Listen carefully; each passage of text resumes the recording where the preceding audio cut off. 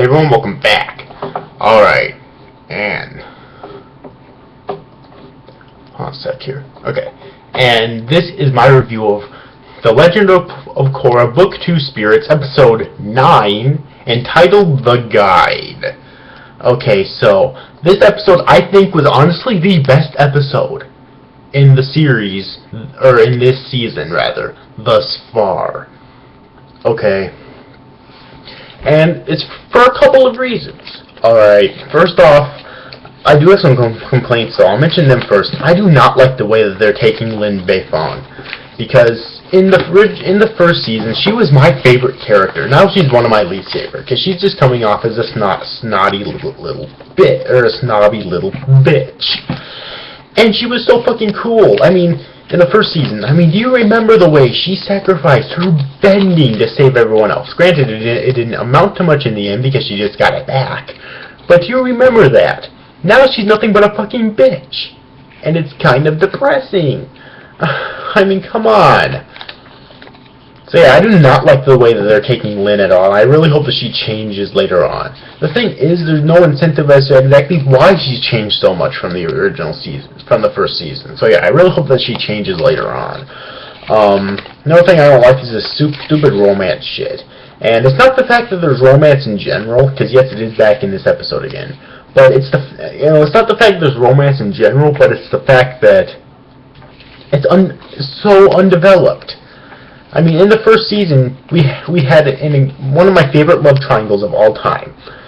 Avatar, Katara, and Zuko. Okay. And there was people who were Korra and Zuko, and there were people such as myself who were Aang and Korra, and thankfully that's the way it turned out. But, see, here's something that I don't seem to understand.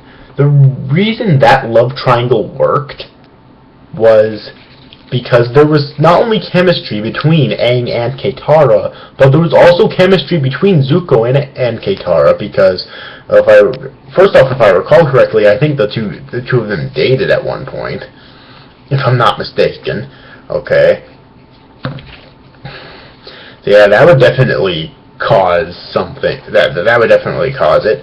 And the reason why the relationship between Aang and Katara was the final one was because their chemistry was stronger, okay? That's the reason why the love triangle and the in-romance in that series worked, okay?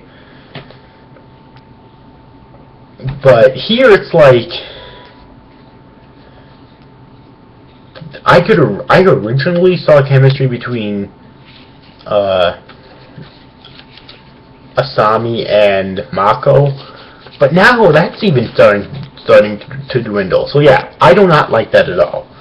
So those are really my only two complaints about this episode, which is great. Once again, the animation is incredible. The fights, actually there were no fights in this episode, at least none worth mentioning, but the animation was still great though. Alright, one thing I also really liked was that it seems that Unalaq's children aren't exactly fully with him, because Eska was really worried about his brother, or her brother, I forget what his name was, when Unalaq just wanted to leave him behind because he felt that opening the portal was more important. So I think this may be foreshadowing for the two of them possibly going over to the other side and helping out the Avatar and her crew, which would actually be kind of neat. Alright, but now here's my two favorite things about this episode, which really makes it my favorite episode in the entire season so far. Alright, first off, we had some character development. Yeah, character development, you know what that is. With Tenzin and Korra. I'm going to talk about Tenzin's first. Alright, because Korra is my favorite thing about this episode, but I'm going to talk about Tenzin's first. Basically, Tenzin worked his whole life to attempt to get into the spirit world. He's an airbender, and he's the son of Aang. He felt that he should. Alright. However, he told everyone, he told his siblings that he has, but in reality, he never could. And then he found out in this episode that it's actually his daughter, I forget her name, Genova. It's actually Genova, who's supposed to get into the spirit world and guide Korra. Alright. So yeah, that's... And at first he's pissed about this and kind of jealous, actually, and he doesn't like this. He feels that he's failed his father, and as the son of the previous Avatar, it should be his duty. But by the end of the episode, he does begin to begin to accept this for what it is, which is good. That's basically the character development part for him. And Genova's, for a while, has had this secret where she can see the spirits. And when she tells them to, they can show themselves to everyone else and whatnot. So, although the one thing about this is that I don't think it was really built up too good, because like at the beginning of this episode, or somewhere near the beginning of it, she's just talking with her spirits like nobody's business. So I didn't feel it was built up enough for that, but I still really like it.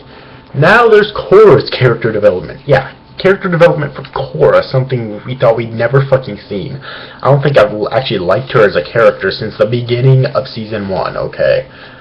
But in here, I think she's beginning to be a little bit more humble, although I hope that her rebellious side doesn't go away completely, because I do kind of like that, but she is starting to be a little bit more humble in this episode, I think. And also, she did apologize to Tenzin for shoving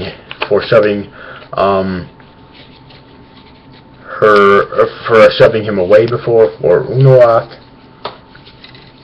and whatnot. So yeah, we did get some character development with her too, and I really like that. So yeah. Anyways, overall, I really like this episode. My favorite in the season so far. So yeah, I really hope that it just only goes up from here, honestly. Yeah. Anyways, overall, hope you enjoyed this review, guys. That's you guys. Thanks for watching. Bye bye.